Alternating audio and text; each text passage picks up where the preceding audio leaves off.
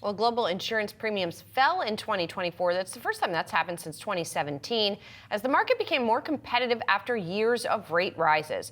With more rate cuts a possibility and a government unified under Republican control, how is 2025 shaping up for the insurance industry? Joining us now, Joshua Shanker, BofA Securities Senior Insurance Analyst. Josh, so as we look at the insurance industry, we have talked a lot on the show about, yes, there have been rate cuts, but the idea is that now we could potentially see higher rates for longer. We've talked a lot here about how that's affecting the banking industry, less so insurance. So tell us about the impact on that industry. Well, in theory, interest rates should be positive for the industry as a whole. They can make money two ways. They can make money by underwriting, and they can make money through the investing. In theory, though, over time, if you're making more money on the investing through higher rates, there might be relief on pricing in order to take advantage of those higher yields. So for like in the 1950s, you made a lot of money on the underwriting because interest rates were low. And over the next 50, 60 years, you made less on the interest rates and more on the interest rates and less on the underwriting. Of course, the last 10 years, interest rates have been low, so the cost of insurance has gone up to compensate. So in theory, and it's been a long time, there could be some rate relief over the long term in terms of what insurers charge on the grounds that maybe they couldn't make more on the investment income. But that remains to be seen. It's been a long time since companies have been willing to do what we call cash flow underwrite, just to borrow the float in order to cover their costs. Josh, I'm curious, as we head into 2025, broadly for your coverage universe, insurance stocks, how does valuation look here?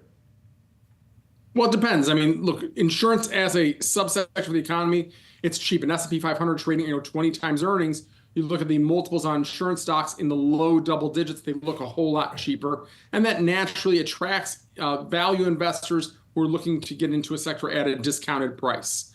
The most vibrant stock in the space is probably Progressive, which trades at about a market multiple. And we actually think it's attractive. So I don't know if valuation is always the best indicator. But as a sector broadly, insurance stocks seem cheap relative to the market, although they've been cheaper than the market for a long, long time. They have less growth, and therefore, the multiples are not as high. Ultimately, though, there's opportunities in the space, and we think that there's opportunities for investors to find some cheap stocks whose multiples are low but do have actually real growth potential. And would Progressive fall into that category or not, since it's sort of priced at the higher end of that? And what makes it sort of the more vibrant than its peers? Well, first of all, although Progressive on a PE multiple seems rather expensive, our outlook is over 30% above street consensus numbers. On our numbers, it doesn't look all that expensive. We're pretty much an outlier in the space. There's not that many sell-side analysts who have a recommendation on a stock that's 30% above the street in terms of where EPS is. And we're fairly confident in our outlook. And it's been underestimated for a very, very long time. And part of the reason, I sometimes call it the Amazonification of the shopping experience, Progressive is selling insurance the way people want to buy it, direct, disintermediating the agent in the middle who's usually collecting about 15%. So for an individual who thinks, look, I'd like to save money on auto insurance, when you hear the Geico Gecko say you could give us 15 minutes and you could save 15% more on auto insurance, it's true because it's disintermediating a cost in the middle, which is the distribution. Progressive has been better at this than Geico, even though Geico had the tagline. And we think over time, they will continue to persuade people to shop directly for insurance instead of shopping through an intermediary, and that will continue to fuel the growth. What about, Josh, Corebridge Financial? Why is that a buy? It's had already a nice run. It's up about 40% here over the past 12 months. Well, Corebridge is a unique story. It's the life insurance businesses, particularly U.S. life insurance businesses of AIG. And AIG and Corebridge are separating from each other through the sale of the life stock into the public domain. And with the sale of Corebridge, we think there's a lot of investors say, well, I'm going to wait around a little bit. I know that AIG is going to be selling more. It's our anticipation that's probably another offering is out there, and then Corebridge will be free of that ownership. But arguably, part of the reason why Corebridge trades where it does, even though it's been a very successful stock, it still is quite cheap on a PE multiple. And part of the reason is that overhang of the potential for another sale to come. But the movement also tells us in the stock that the investors may not actually care about the potential for sale and find it attractive already. With higher interest rates, again, you talk about what effect that will have. Generally speaking, for life insurance stocks, for annuity stocks, where the 10-year trades is of key importance to where the stocks will perform, and where I think that over time operations will be successful for life insurance company. The whole sector seems undervalued, but Corebridge particularly so, especially as it gets on its own 2 feet as a separate business from AIG entirely.